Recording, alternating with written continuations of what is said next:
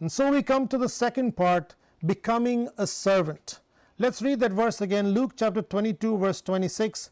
But not so with you. Rather, let the greatest among you become as the youngest, and the leader as one who serves. After Jesus said that we have to give up our respect, our rights, and our status, he drops another bombshell. He says, now leaders need to be like servants. This is completely unheard of in the leadership world and would have seemed ludicrous to the disciples.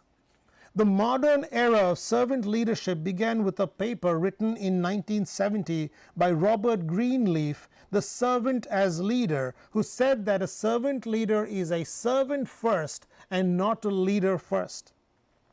In the April 2013 Washington Post article written by Edward Hess, professor of business administration at the University of Virginia Darden School of Business, he wrote this paper called Servant Leadership, A Path to High Performance. He researched well-run organizations such as Chick-fil-A, Home Depot, U.S. Marine Corps, Best Buy, UPS, Ritz-Carlton, Room and Board, Whole Foods, Starbucks, Southwest Airlines, Levi Restaurants, and the San Antonio Spurs. And the one common thread that ran through all of them is that they had servant leadership. But we know the concept already. For the last 2,000 years, it's been sitting in our Bibles.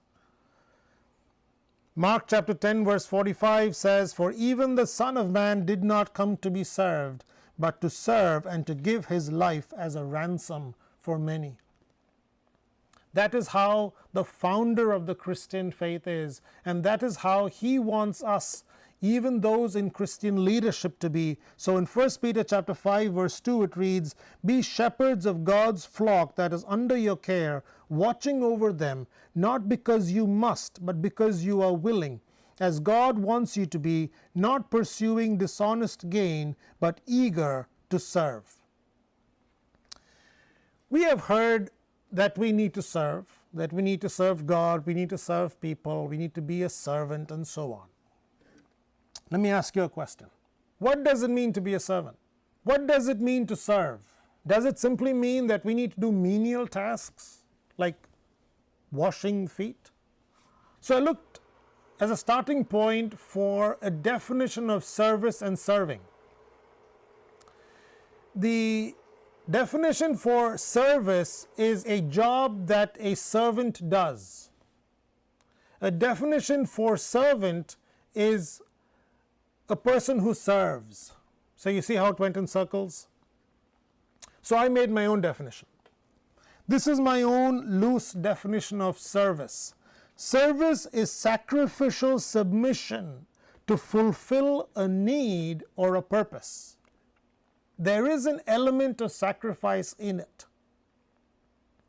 When Jesus was watching the people put money in the money boxes, he saw the rich people put money, and then he saw this old widow put 2 cents, and he made the comment that the old widow, even though she put only 2 cents, put more than the rich people.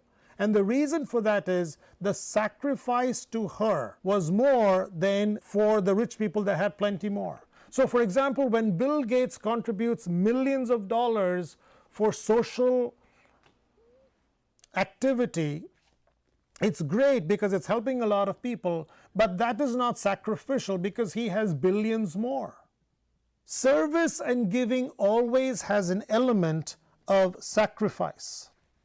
So Jesus is asking for humility on one side, being like the youngest, and sacrificial service on the other, and both are necessary. If you have humility without service, you have self-flagellation. If you have service without humility, you have self-righteousness. Therefore, both are necessary. In fact, in the example of Paul, you see how he lets go of his rights as an apostle and sacrificially serves to fulfill a need.